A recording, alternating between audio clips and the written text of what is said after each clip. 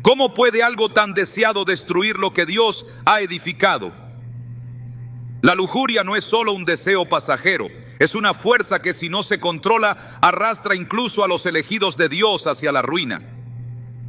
En Proverbios 6:26 leemos: por causa de una prostituta se reduce a un bocado de pan, y la adúltera caza la preciosa vida del varón. Este versículo expone una verdad brutal. Lo que empieza como placer termina cobrando un precio impensable.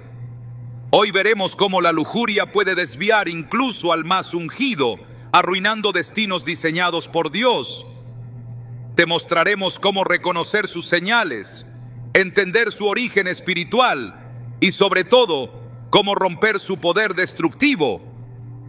Porque no se trata solo de evitar el pecado, sino de proteger el propósito que el cielo ha depositado en ti. ¿Estás listo para entender lo que Dios tiene reservado para ti? Todo comienza con una mirada. A veces ni siquiera hay palabras, solo una chispa, una atracción inexplicable que parece inocente, pero que poco a poco se convierte en una cadena invisible. Así es como opera la lujuria. No aparece como un enemigo, no llega gritando destrucción. Llega disfrazada de belleza, de deseo legítimo, de emociones humanas. Pero lo que parece solo una inclinación pasajera puede convertirse en el inicio de la caída de un ungido. En el corazón de muchos llamados por Dios ha existido este conflicto, un fuego que no empieza como pecado, pero que, si no se apaga a tiempo, se transforma en devastación. Lo más trágico es que a menudo el elegido no se da cuenta de lo que está en juego hasta que ya ha perdido demasiado. En 2 Samuel 11, la historia de David y Betsabé nos muestra con una claridad dolorosa cómo la lujuria comienza en lo secreto. El rey David, un hombre conforme al corazón de Dios, estaba en el lugar equivocado, en el momento equivocado. Mientras sus ejércitos peleaban, él paseaba por la azotea de su palacio. Desde allí vio a una mujer hermosa que se estaba bañando. No hubo batalla espiritual, no hubo resistencia, solo una mirada que se convirtió en deseo, y un deseo que lo empujó a actuar sin consultar a Dios. La Escritura no dice que David tenía intenciones impuras desde el inicio del día. Tampoco dice que era un hombre perverso. Dice que lo vio. Y lo que vio fue suficiente para que su corazón fuera atrapado por una pasión que no provenía del espíritu, sino de la carne. Así actúa la lujuria. Entra por los ojos, se establece en el corazón y termina gobernando la voluntad. Jesús fue claro al advertir que el pecado sexual no comienza en el acto, sino mucho antes, en lo invisible. En Mateo 5:28 declaró: pero yo os digo que cualquiera que mira a una mujer para codiciarla, ya ha cometido adulterio con ella en su corazón. Aquí Jesús va al origen, al punto donde el alma todavía puede arrepentirse, pero donde muchos eligen ignorar las advertencias. El problema es que, cuando el corazón ya ha hecho espacio al deseo impuro, pronto comienza a justificarlo. Lo que antes parecía inaceptable, ahora se presenta como comprensible. Soy humano, solo es una atracción. Dios conoce mi debilidad. Frases como estas se convierten en escudos para una conciencia que ya ha comenzado a ceder. El elegido, el ungido, el que ha sido apartado para cosas grandes, comienza a jugar con fuego. Y el enemigo lo sabe. Satanás no necesita gritar para destruir a un elegido. Basta con susurrarle una idea atractiva, algo que parezca inofensivo, algo que incluso se pueda revestir de espiritualidad. No es pecado si no lo tocas. Puedes admirar la belleza sin caer en impureza. Pero detrás de esos pensamientos se esconde una trampa que ya ha destruido a grandes hombres y mujeres de Dios. En Proverbios 7 encontramos una de las descripciones más gráficas de cómo opera esta tentación. Allí se habla de un joven falto de entendimiento que es seducido por una mujer adultera. Con palabras persuasivas lo arrastró, lo sedujo con lisonjas de sus labios. Al instante se fue tras ella. Como va el buey al degolladero, y como el necio a las prisiones para ser castigado. Proverbios 7, 21, 22. Esa comparación con un buey al matadero revela la ceguera que produce la lujuria. El deseo impuro roba el discernimiento. Hace que el elegido olvide su propósito, su llamado, incluso su comunión con Dios, y lo empuja hacia una esclavitud que se siente como placer al principio. Una de las estrategias más destructivas de la lujuria es que muchas veces se presenta como algo natural. Es verdad que el deseo sexual es parte de la creación de Dios. Él lo diseñó y dentro del matrimonio es santo y bendecido. Pero cuando ese deseo se sale de los límites divinos, se convierte en un ídolo. Comienza a exigir tiempo, energía, pensamientos, miradas, decisiones. La persona ya no vive movida por el espíritu, sino por impulsos que lo llevan a desear lo prohibido. Este fue el caso de Sansón, llamado desde el vientre para ser nazareo, portador de un poder sobrenatural, juez de Israel, hombre apartado por Dios, y sin embargo, atrapado por su incapacidad de dominar su deseo. Su historia en Jueces 14 y 16 no es la historia de alguien sin propósito, sino de alguien que lo tenía todo, pero que nunca aprendió a vencer sus pasiones. El deseo por Dalila no fue su primer tropiezo.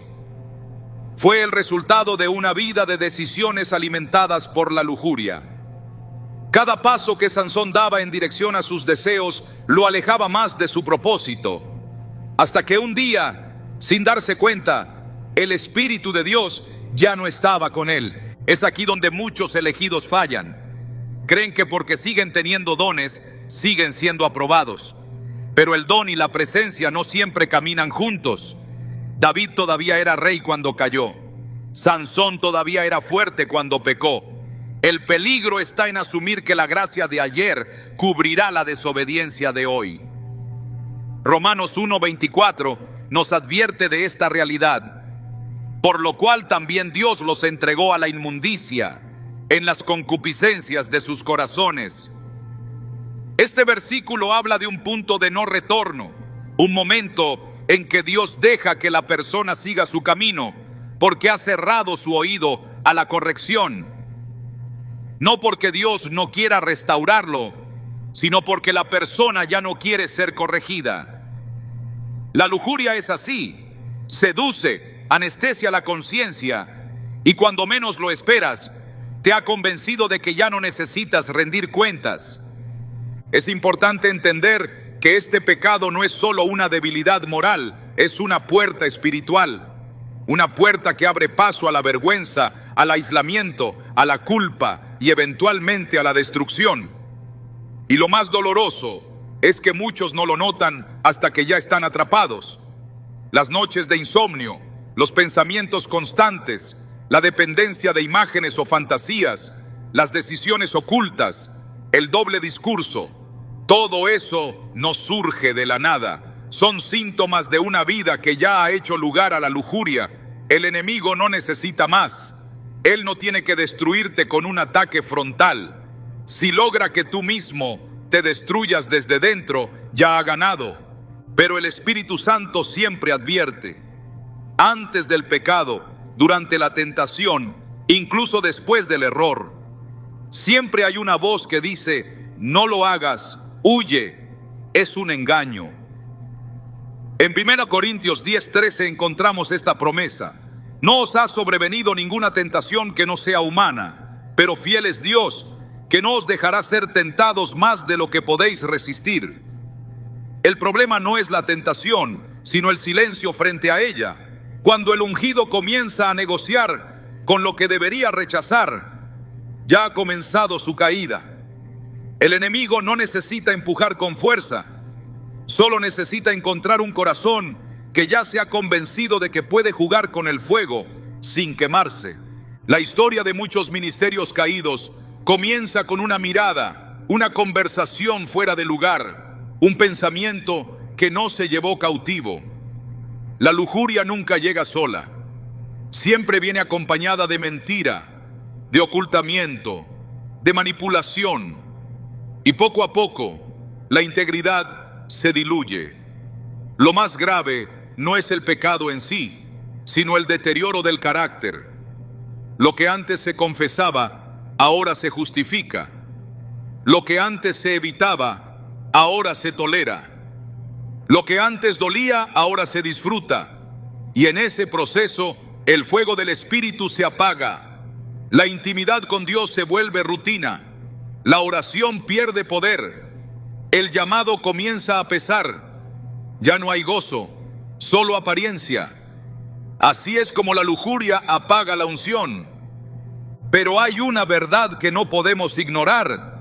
Dios no deja de amar a sus escogidos, incluso cuando caen. Su amor no se retira, pero su respaldo sí. Él sigue esperando que vuelvan, que se humillen, que confiesen.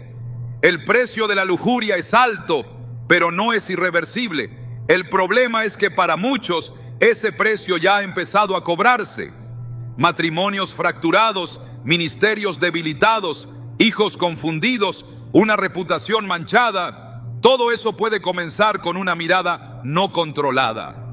Es por eso que hoy más que nunca necesitamos volver a levantar la bandera de la pureza, no como un ideal inalcanzable, sino como una necesidad urgente. No se trata de legalismo, se trata de supervivencia espiritual. La pureza no es represión, es protección. Es el escudo que guarda al elegido de Dios de decisiones que arruinan su llamado. En un mundo que exalta el deseo sin límites, ser puro es un acto de rebeldía santa.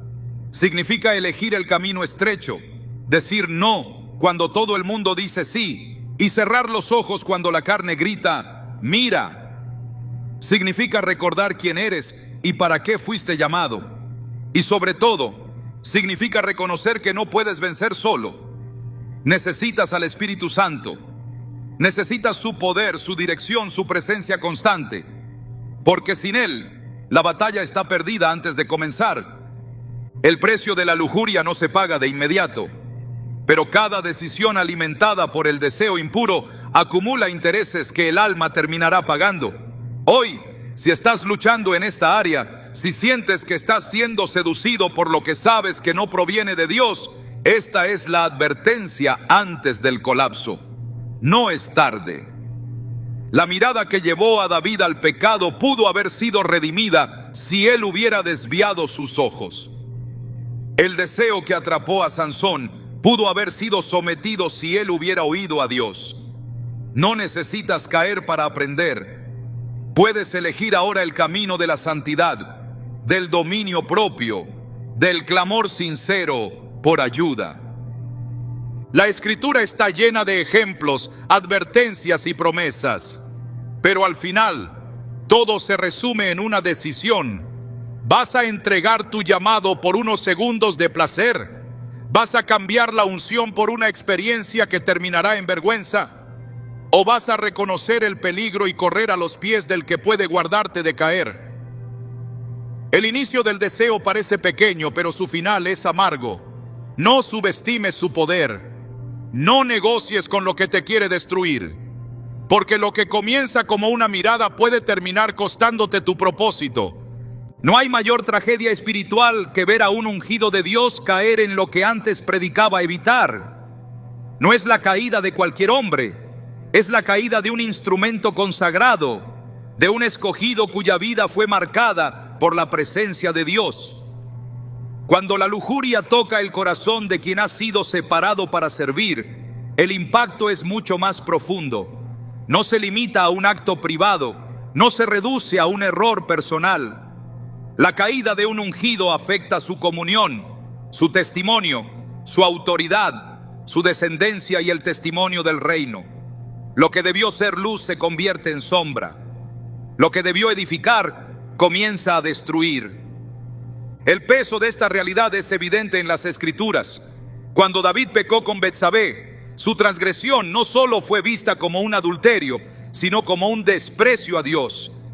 En 2 Samuel 12:9, el profeta Natán le dice: ¿por qué pues tuviste en poco la palabra de Jehová, haciendo lo malo delante de sus ojos? La gravedad no radicaba únicamente en el acto, sino en el hecho de que un ungido Un rey conforme al corazón de Dios había elegido ignorar la voz del Señor. Cada paso que David dio en ese proceso fue una transgresión consciente. Desde la mirada, pasando por la investigación, hasta llegar al adulterio y al asesinato, su caída fue una serie de decisiones que deshonraron el favor que Dios había puesto sobre su vida. Un ungido no pierde su unción de manera automática al caer, pero sí apaga su autoridad espiritual. El pecado no confesado debilita el discernimiento. Las oraciones ya no fluyen con libertad. La palabra pierde fuego. El alma se llena de confusión. La relación con Dios, antes íntima y vibrante, se torna lejana, apagada, distante. Lo que antes era claridad se vuelve neblina. Lo que antes era pasión santa se transforma en una batalla interna entre la culpa y el deseo persistente. El ungido que cae en la lujuria comienza a vivir una duplicidad. Sirve a Dios con los labios, pero está dividido en su corazón. El Salmo 32, atribuido a David, describe esta condición de forma precisa. Mientras callé, se envejecieron mis huesos en mi gemir todo el día, porque de día y de noche se agravó sobre mí tu mano, se volvió mi verdor en sequedades de verano. Salmo 32, 3, 4. Este es el grito silencioso del elegido que ha caído. Sabe que ha pecado, sabe que ha defraudado, pero no sabe cómo regresar. Está atrapado entre la imagen que sostiene ante los demás y el dolor que lo consume por dentro. La lujuria no solo lo ha hecho caer, lo ha hecho dudar de su lugar delante de Dios. Muchos confunden el llamado con la condición del corazón. Siguen ministrando, predicando, liderando, pero dentro de ellos hay una desconexión. La fuente de poder que los sostenía ya no fluye como antes. El pecado sin tratar hace que el aceite del Espíritu se torne espeso, escaso, casi inexistente. Aún pueden hablar de Dios, pero ya no tiemblan al hacerlo. Pueden citar versículos, pero ya no los sienten vivos. El ungido que ha caído en la lujuria no necesita solamente perdón, necesita restauración profunda, no de posición, sino de su alma, porque la lujuria no se conforma con robar un momento de debilidad, busca desfigurar la identidad del escogido. Sansón es uno de los ejemplos más impactantes en este aspecto. Su fuerza provenía del Espíritu de Dios y su voto como nazareo era una señal de su consagración. Pero una vida sin dominio propio lo llevó a despreciar el compromiso que tenía con el Altísimo. En Jueces 16:20 se nos dice que, tras revelar su secreto a Dalila, ella dijo: Sansón, los filisteos sobre ti. Y luego que despertó de su sueño, se dijo: esta vez saldré como las otras y me escaparé. Pero él no sabía que Jehová ya se había apartado de él. Esta frase es escalofriante. Sansón pensaba que aún tenía la fuerza, pero el espíritu ya se había apartado. Esa es la tragedia de muchos ungidos. Creen que todo sigue igual porque todavía hay actividad, pero no perciben que ya no hay presencia. Cuando un elegido cae, no solo pierde autoridad ante los hombres, sino que se expone a la burla de los enemigos del reino. La caída de un siervo de Dios siempre es celebrada por el infierno, porque pone en duda la santidad del mensaje, el poder de la gracia y la eficacia de la transformación. Por eso, la Escritura es clara al advertir que quienes enseñan y lideran serán juzgados con mayor severidad. Santiago 3:1. No por castigo, sino por responsabilidad. Ser ungido no es una posición de privilegio humano, es una asignación divina que exige coherencia, vigilancia y rendición constante.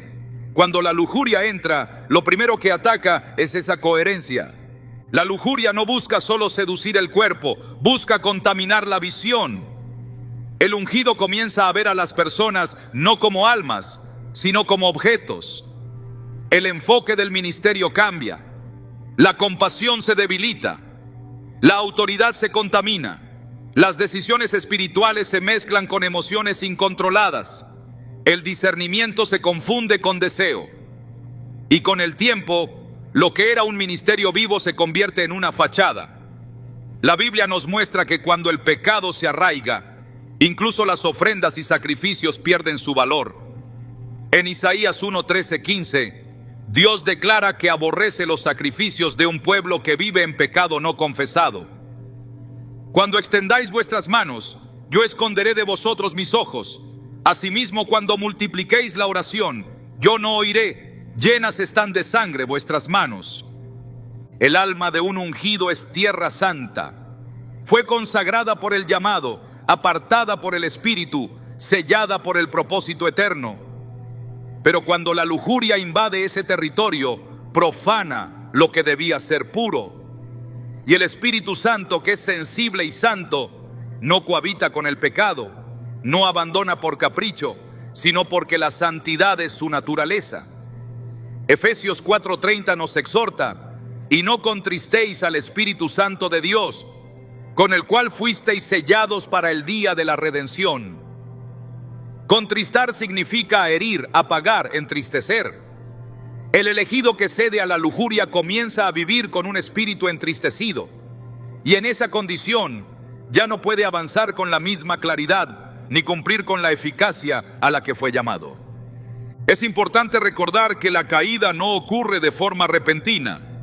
La caída es el resultado de muchas pequeñas decisiones que fueron en contra de la voluntad de Dios. Es un proceso. Primero se tolera un pensamiento, luego se permite una conversación inadecuada, después se oculta una intención, finalmente se consuma el acto. Pero la raíz siempre estuvo en una vida que dejó de someterse. El alma que no se rinde diariamente en oración, que no alimenta su mente con la palabra, que no camina en rendición, se vuelve vulnerable. La unción no protege contra la tentación si no hay obediencia.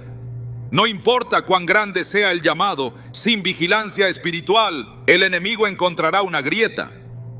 La restauración de un ungido que ha caído comienza con la confesión, no con excusas, no con justificaciones, no con promesas vacías, con un quebranto genuino delante de Dios. Salmo 51:17 lo expresa con fuerza: los sacrificios de Dios son el espíritu quebrantado, al corazón contrito y humillado no despreciarás tú, oh Dios. Esta verdad no cambia. Dios no se complace en la apariencia de arrepentimiento. Él mira el corazón. Un ungido que ha caído solo puede volver a levantarse si está dispuesto a perderlo todo para recuperarlo todo. Porque la restauración no es comodidad, es muerte al ego, es renunciar a la imagen para recuperar la intimidad. En la historia bíblica, cada vez que un hombre de Dios cayó y fue restaurado, hubo un punto de quiebre. Moisés se quebrantó por haber golpeado la roca. Pedro lloró amargamente tras negar a Jesús. David ayunó y clamó por misericordia. No hay restauración sin dolor, porque el pecado deja una marca, pero esa marca no es para condenación, sino para redención. Es el recordatorio de que la gracia es poderosa, pero no barata. La sangre de Cristo no solo cubre el pecado, lo limpia, lo arranca, lo transforma. Pero ese proceso solo ocurre cuando el ungido reconoce su peligro y se humilla sin reservas. La lujuria es enemiga del alma. No puede coexistir con el propósito divino. El ungido que quiere cumplir su llamado debe arrancarla desde la raíz. No basta con evitar el acto. Es necesario cortar el deseo, renovar la mente, someter los pensamientos. Romanos 12:2 nos lo dice claramente: no os conforméis a este siglo, sino transformaos por medio de la renovación de vuestro entendimiento. La transformación no es un evento, es una práctica constante. La mente que no es renovada inevitablemente será seducida. Cuando un ungido cae, el cielo llora, no porque Dios no tenga el poder de restaurar, sino porque ese corazón fue creado para cosas mayores.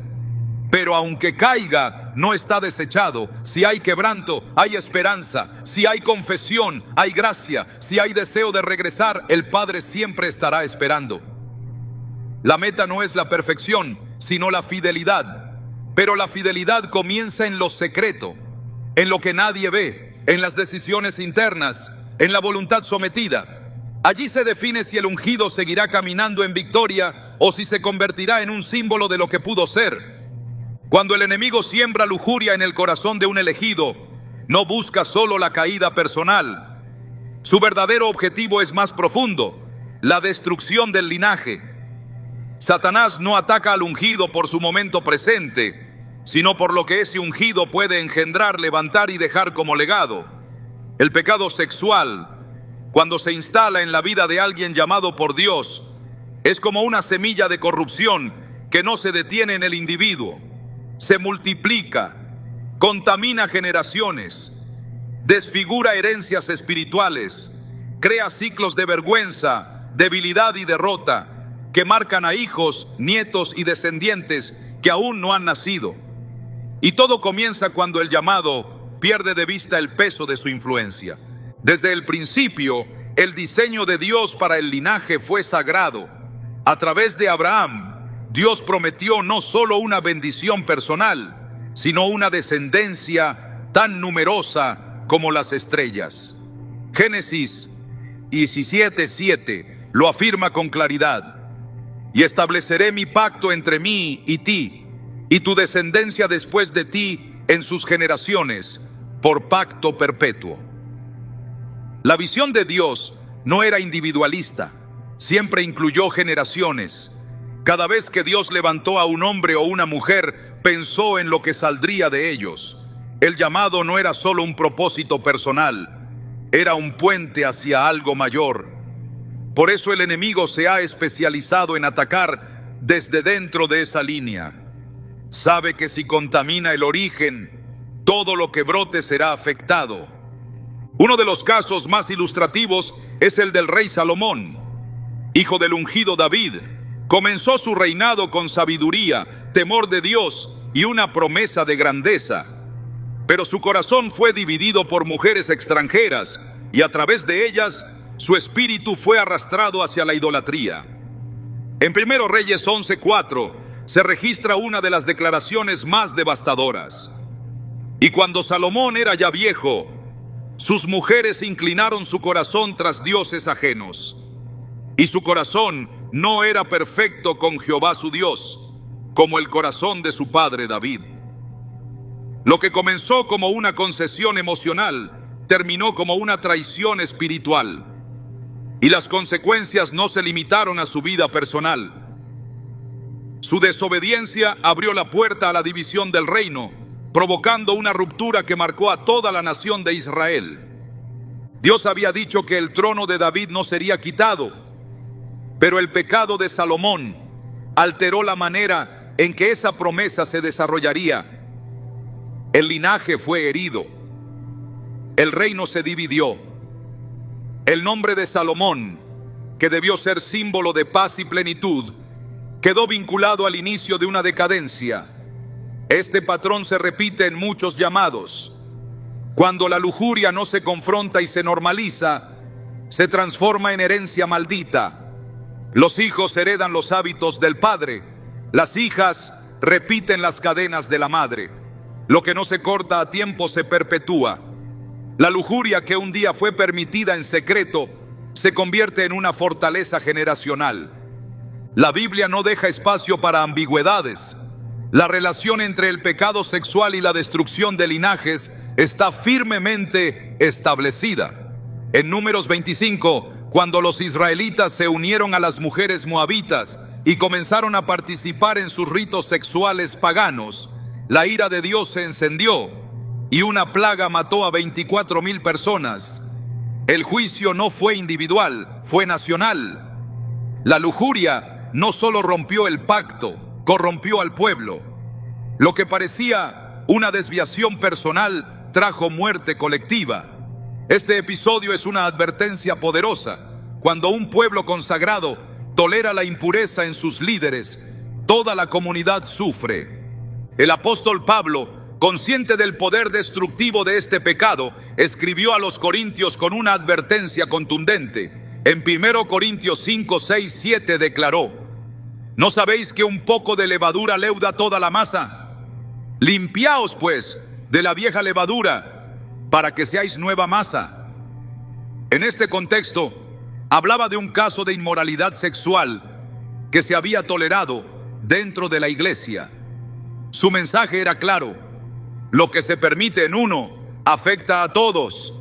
El pecado que no se confronta se convierte en cultura. Lo que se excusa en una generación se normaliza en la siguiente, y lo que se normaliza, tarde o temprano, se institucionaliza. Así es como linajes enteros pierden su sensibilidad espiritual. Los sacerdotes del Antiguo Testamento tenían un deber no solo de pureza personal, sino de santidad familiar. Sus descendientes debían heredar la responsabilidad del ministerio, pero si se contaminaban, perdían su derecho al servicio. En Levítico 21, Dios establece condiciones estrictas para quienes ministraban en su presencia, y muchas de ellas estaban vinculadas a la santidad sexual. Esto no era capricho, era un mensaje. El que representa a Dios no puede vivir esclavo de sus pasiones. Su vida debe ser un canal limpio, no solo por él, sino por los que vendrán detrás. El ataque del enemigo a los linajes es intencional y meticuloso. Sabe que un escándalo sexual en un líder no solo mancha un nombre, sino que desanima a discípulos, confunde a nuevos creyentes y siembra desconfianza en la obra de Dios. Por eso la Escritura insiste en la vigilancia. 1 Pedro 5:8 nos recuerda: sed sobrios y velad, porque vuestro adversario el diablo, como león rugiente, anda alrededor buscando a quien devorar. Y muchos de los que han sido devorados comenzaron su camino al borde del abismo, permitiendo pensamientos impuros que no fueron sometidos al Señor. El legado de un ungido no se mide solo en lo que predica, sino en lo que transmite. Si transmite santidad, sus generaciones caminarán con firmeza. Si transmite duplicidad, sus generaciones cargarán con un conflicto espiritual interno. Por eso Proverbios 27 dice: camina en su integridad el justo, sus hijos son dichosos después de él. La integridad no es solo un beneficio personal, es una herencia. Y la impureza no confesada es una deuda que los hijos terminarán pagando. Dios, en su misericordia, ha dado a cada generación la oportunidad de cortar con las cadenas del pasado. Pero si el ungido no enfrenta el pecado de raíz, si lo esconde, si lo justifica, si lo encubre con actividades religiosas, estará entregando a sus hijos no un legado de gloria, sino una herencia de esclavitud. Es por esto que el llamado a la pureza no es una exigencia estética, es una medida de protección para el linaje. No se trata de evitar el juicio, sino de preservar el propósito. El ungido que entiende esto comienza a vivir con reverencia. Sabe que cada decisión que toma hoy se reflejará mañana en quienes lleva en su sangre y en su espíritu. Su ministerio no es un fin en sí mismo, es un puente para que otros lleguen más lejos. Pero ese puente solo será útil si está limpio de impureza. El pecado sexual no es un tropiezo cualquiera, es un veneno que corre silencioso hasta tocar lo más profundo del propósito generacional. El enemigo no necesita atacar a toda una familia si puede pervertir al cabeza de esa casa.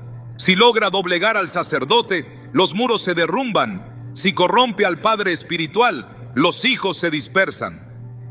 La Escritura está llena de advertencias sobre esto. En Malaquías 2:15, hablando del pacto matrimonial, Dios dice: y no hizo el uno habiendo en él abundancia de espíritu. ¿Y por qué uno? Porque buscaba una descendencia para Dios. Aquí el corazón de Dios queda expuesto. La fidelidad sexual tiene un propósito superior: producir una generación consagrada. La infidelidad no es solo una traición conyugal, es una interferencia en el plan divino para los que aún no han nacido. Por eso el llamado a la santidad es urgente, no por temor al castigo, sino por amor al propósito. El ungido que guarda su cuerpo, su mente y su espíritu está asegurando un futuro para sus hijos, para sus discípulos, para su comunidad. Está sembrando una herencia incorruptible, está edificando una línea espiritual que resistirá el fuego, la prueba y la tentación. Porque donde hay pureza hay autoridad, donde hay santidad hay respaldo, y donde hay integridad hay multiplicación del legado. El precio de permitir la lujuria en la vida de un elegido no se limita a lo que pierde en el presente, se extiende a lo que nunca llegará a ver, a las promesas que no se cumplirán, a los hijos que se desviarán, a las obras que se apagarán, porque la semilla del pecado, cuando no se arranca, produce fruto en cada rama del árbol. El enemigo lo sabe. Por eso su objetivo no es la caída momentánea, sino la esterilidad generacional. Quiere linajes quebrados, propósitos inconclusos, herencias deformadas. Pero hay esperanza. Aquel que se arrepiente de verdad no solo restaura su comunión, sino que detiene el avance de esa maldición. El que vuelve a la santidad cancela el decreto del enemigo. El que corta con la lujuria consagra su linaje. El que decide caminar en integridad escribe un nuevo capítulo, uno donde sus generaciones no serán presas del pecado, sino portadoras del propósito de Dios. El alma de un elegido no soporta el silencio de Dios sin quebrarse lentamente. Cuando la voz que antes guiaba con claridad se desvanece, cuando la presencia que antes ardía en el secreto ya no se siente, algo dentro comienza a marchitarse. Esta es una de las consecuencias más graves del pecado no confesado, el alejamiento de la comunión. Y no ocurre de golpe. Llega como una neblina densa que se instala poco a poco hasta oscurecer el discernimiento, hasta que el corazón ya no distingue entre lo santo y lo común. El ungido continúa caminando, pero sus pasos ya no tienen dirección. Sirve, pero ya no escucha. Habla, pero ya no arde. El silencio de Dios no es una ausencia casual, es una advertencia espiritual. Es una respuesta divina al alma que ha cerrado su oído, al corazón que ha elegido esconder lo que debía exponer. La Escritura muestra cómo el pecado sexual, cuando no es confrontado, endurece el espíritu. En Isaías 59:2, el profeta dice con severidad: pero vuestras iniquidades han hecho división entre vosotros y vuestro Dios, y vuestros pecados han hecho ocultar de vosotros su rostro para no oír. No se trata de una pérdida de amor. Dios sigue amando, pero Él es santo y no puede respaldar al que persiste en ignorar su santidad. El pecado no confesado no solo apaga la oración, también apaga la sensibilidad. El corazón que se acostumbra al pecado comienza a justificarlo.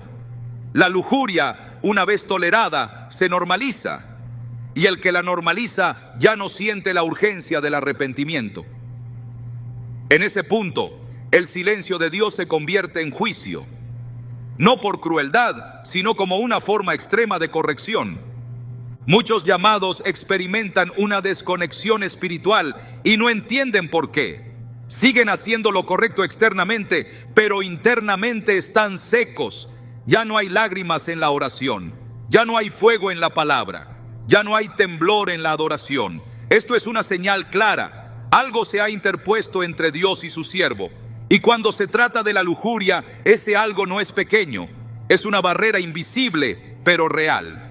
Es una pared que no se derriba con actividad, sino con confesión sincera. El peligro del pecado oculto es que lleva al alma a un lugar donde el pecado se repite sin culpa, donde el remordimiento se calla con ocupación, donde la voz del Espíritu se ahoga entre los ruidos del ministerio. David experimentó este silencio después de su pecado con Betsabé. Aunque continuó en su rol como rey, y aunque el pueblo seguía viéndolo como líder, él sabía que algo se había roto. El Salmo 51 es la confesión de un corazón que ya no podía vivir más en esa condición. En el versículo 11 clama: no me eches de delante de ti, y no quites de mí tu Santo Espíritu. No pedía solo perdón, pedía restauración de comunión.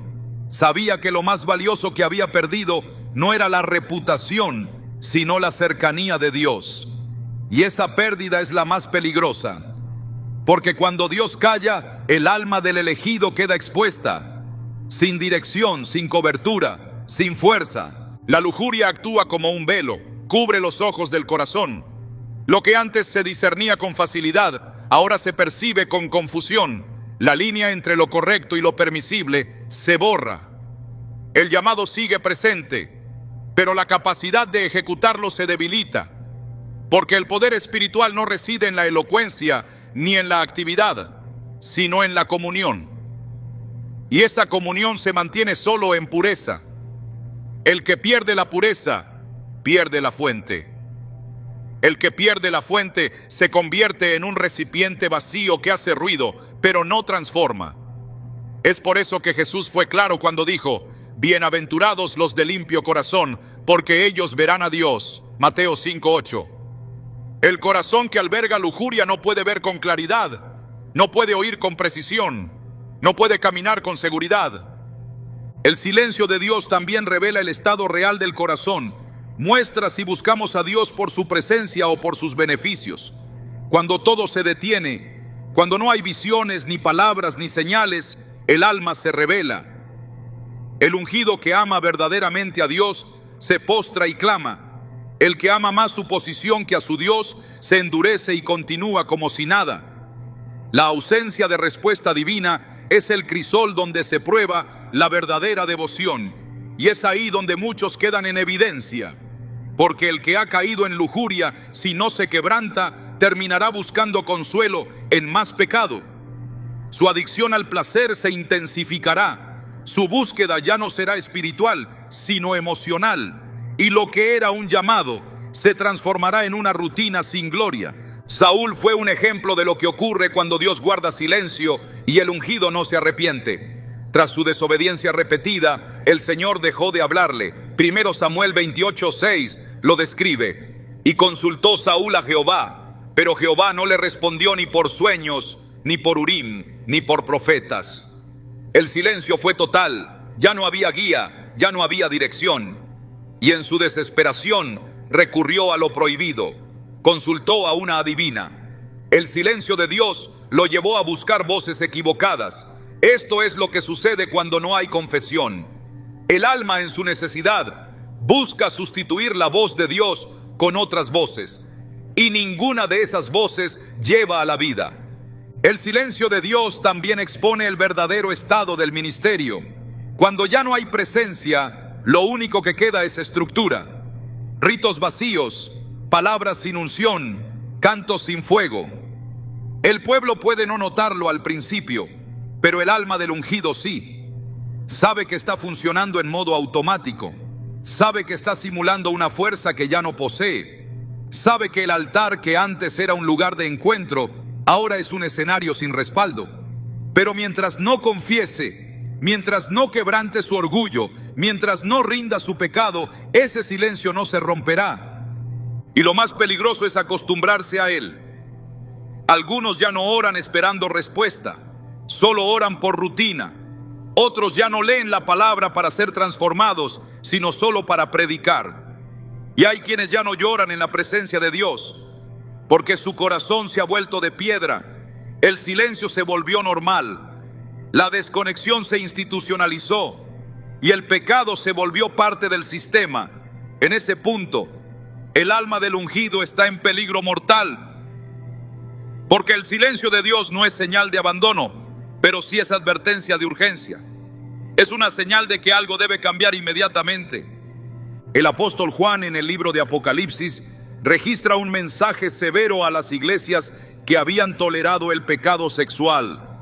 En Apocalipsis 2:20, el Espíritu dice: pero tengo unas pocas cosas contra ti, que toleras que esa mujer Jezabel, que se dice profetiza, enseñe y seduzca a mis siervos a fornicar. La advertencia no era solo para Jezabel, sino para la iglesia que había permitido esa contaminación sin confrontarla. Y el juicio no fue ligero. El versículo 22 declara: he aquí, yo la arrojo en cama, y en gran tribulación a los que con ella adulteran, si no se arrepienten de las obras de ella. El silencio de Dios se rompe con juicio si no se rompe antes con arrepentimiento.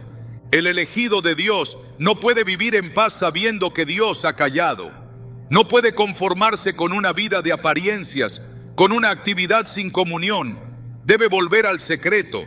Debe clamar como David: vuélveme el gozo de tu salvación, y espíritu noble me sustente. Salmo 51, 12. Porque si el gozo se ha ido, si la pasión se ha enfriado, si la unción se ha desvanecido, entonces es tiempo de humillarse, no de seguir aparentando, no de continuar en silencio, sino de rasgar el alma y volver al altar. Porque Dios sigue siendo fiel, y aunque calle, no está ausente. Espera que el corazón vuelva a Él, no para castigar, sino para restaurar. El silencio de Dios ante el pecado no confesado es un acto de misericordia disfrazado de distancia. Es su forma de llamar nuestra atención. Es el susurro que dice: no puedo bendecirte hasta que sueltes lo que me impide llenarte. Y el elegido que entiende esto no juega con el tiempo, no posterga el arrepentimiento, corre, se lanza al suelo, llora, gime, y allí, en ese quebranto, la voz vuelve a escucharse, el espíritu vuelve a arder, la palabra vuelve a tener sabor, la oración vuelve a fluir, porque Dios no calla para siempre, calla hasta que lo buscamos con todo el corazón. No hay restauración sin quebranto. El alma que ha sido tocada por la lujuria y que ha sentido el silencio de Dios solo puede encontrar camino de regreso a través de la humillación verdadera. El arrepentimiento no es una emoción pasajera, es una transformación interior que nace del dolor profundo de haber deshonrado a aquel que nos llamó. El elegido que ha caído no necesita consuelo emocional, necesita rendición espiritual. El quebranto no es debilidad, es el primer acto de fuerza verdadera, es la señal de que el corazón aún no ha sido totalmente tomado por la corrupción, de que todavía hay esperanza, de que el Espíritu Santo sigue obrando. Cuando David fue confrontado por Natán, no argumentó, no justificó, no se escondió detrás de su título real, solo dijo: pequé contra Jehová, segundo Samuel 12:13. Ese reconocimiento inmediato fue el principio de su restauración. No buscó ocultar, no se escudó en el pasado glorioso, no trató de negociar, simplemente se quebró. Ese quebranto quedó plasmado para siempre en el Salmo 51, un clamor que no surge de un lugar de religiosidad, sino de una desesperación santa. Crea en mí, oh Dios, un corazón limpio, y renueva un espíritu recto dentro de mí. Salmo 51, 10. Este es el grito del ungido que ha comprendido que sin pureza no hay llamado que valga. Sin restauración no hay ministerio que perdure. Dios no desprecia al que se humilla. Puede estar sucio, puede estar caído, puede haber perdido todo, pero si hay quebranto genuino, hay esperanza. El mismo Salmo declara: los sacrificios de Dios son el espíritu quebrantado. Al corazón contrito y humillado no despreciarás tú, oh Dios. Salmo 51, 17. Esta es la llave del regreso. No la perfección, sino el reconocimiento. No las promesas de cambio, sino el dolor sincero de haber fallado. Cuando el ungido cae, debe ser restaurado, pero nunca sin antes ser quebrantado, porque el quebranto limpia, arranca el orgullo, derrumba la imagen y abre paso a una nueva unción, no basada en capacidad, sino en dependencia total. El camino de la restauración no es rápido ni cómodo, pero es glorioso. El quebranto nos vacía de nosotros mismos para que Dios pueda llenarnos de Él. Y el que ha sido quebrantado nunca vuelve a servir igual. Ahora sabe lo que cuesta alejarse. Ahora entiende lo que se pierde cuando se juega con lo santo. Ahora ha tocado fondo y ha sido rescatado por gracia. Su mensaje ya no es solo doctrina, es redención. Sus palabras no solo enseñan, sanan. Su presencia no solo convence, transforma. Porque el quebranto ha convertido su corazón en un altar permanente. En la Biblia, Pedro negó a Jesús 3 veces. Su traición fue pública, dolorosa, humillante. Pero el Evangelio registra que tras escuchar el canto del gallo, saliendo fuera, lloró amargamente. Lucas 22:62. Ese llanto fue la señal de que su corazón aún estaba sensible. Fue el inicio de su restauración. Días después, el mismo Jesús lo confrontaría con ternura, no con condena. Le preguntó 3 veces: ¿me amas? Juan 21:15-17. Y en esa conversación Pedro no fue reprendido, fue restaurado.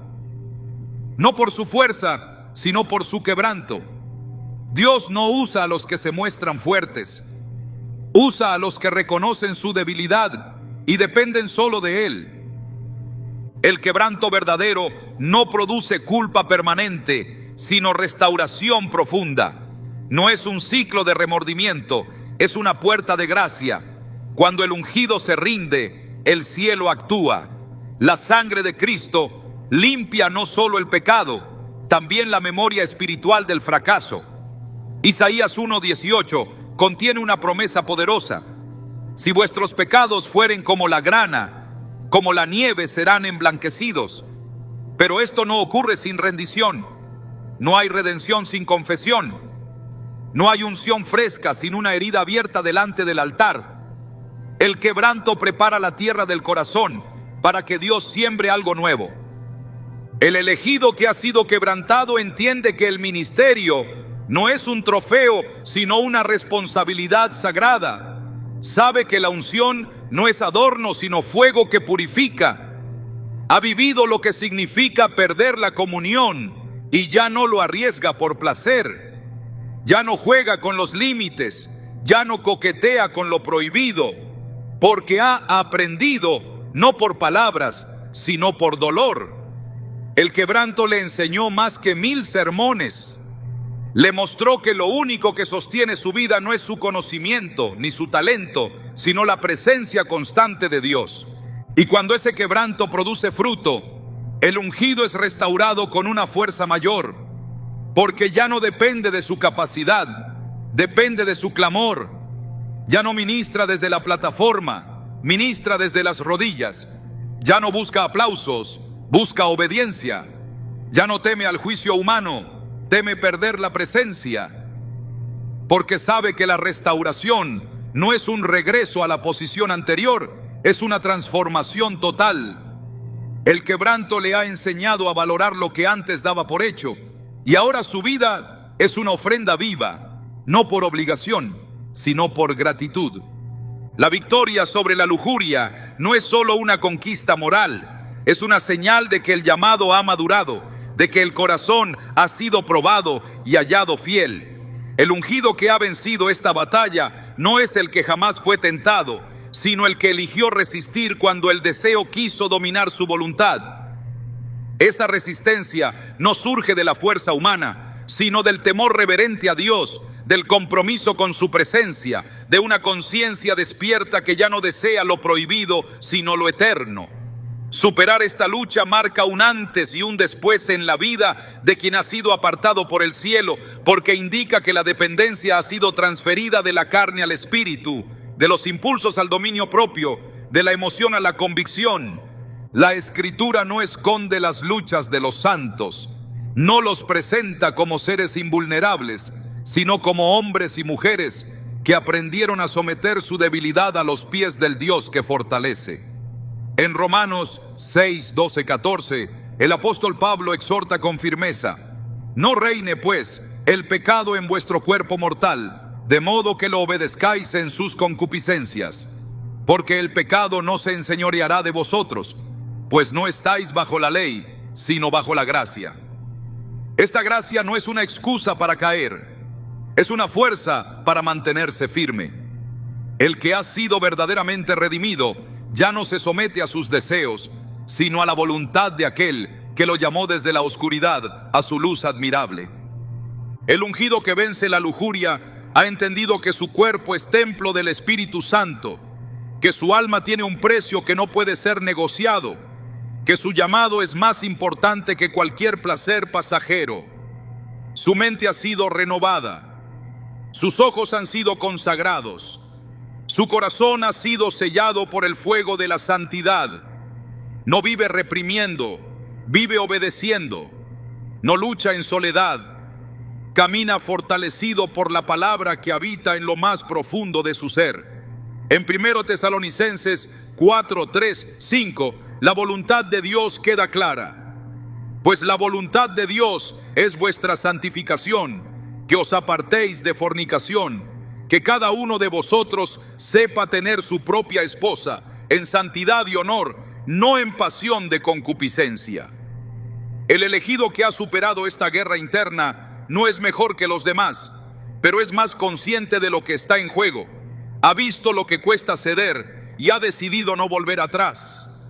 Esta victoria no es un trofeo para exhibir, es una señal interna de que el carácter ha sido forjado. El que vence ya no predica por emoción, predica con autoridad. Ya no canta por inspiración, canta con temor y temblor. Ya no ministra por costumbre, ministra desde un altar purificado, porque la victoria sobre la lujuria libera al ungido de las cadenas invisibles que lo ataban a la apariencia. Ahora sirve desde la libertad. Ya no necesita esconder, ya no teme ser expuesto. Su vida es luz, no solo en público, también en lo secreto. Su victoria no es circunstancial, es continua. Cada día decide caminar en santidad porque ha comprendido que la mayor recompensa es vivir con un corazón limpio delante de Dios. La diferencia entre el ungido que lucha y cae y el que vence es la entrega total.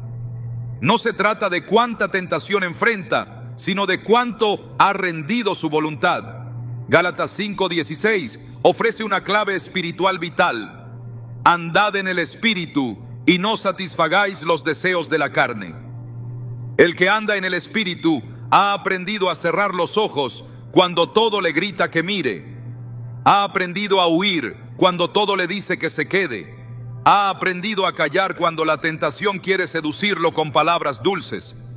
Esa madurez no llega de forma automática. Es el fruto de una comunión sostenida, de una vida vigilante, de una intimidad que se alimenta diariamente.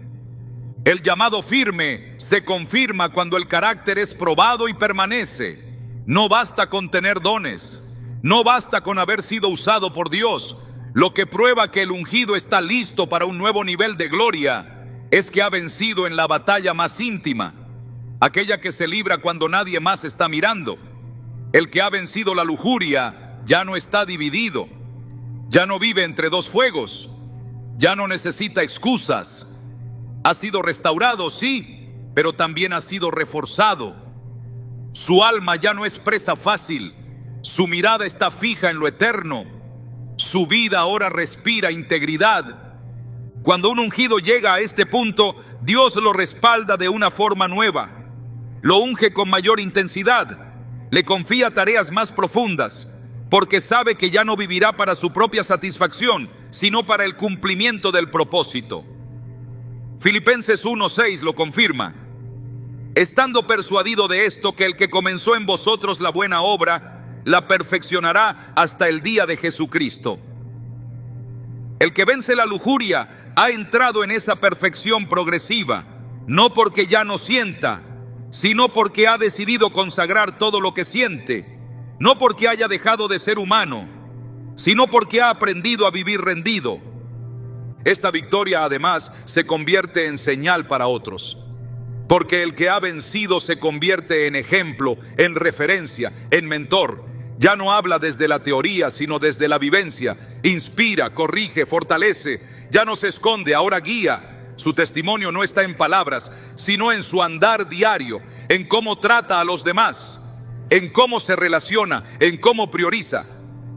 Porque la victoria sobre la lujuria ha dejado una marca. No una marca de escándalo, sino de gracia.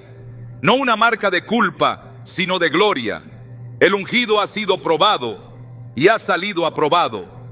El mayor engaño de la lujuria no está en el placer que promete, sino en el destino que interrumpe. No es solo un pecado que mancha, es una interferencia espiritual que desvía, retrasa y roba escenarios que el cielo ya había preparado.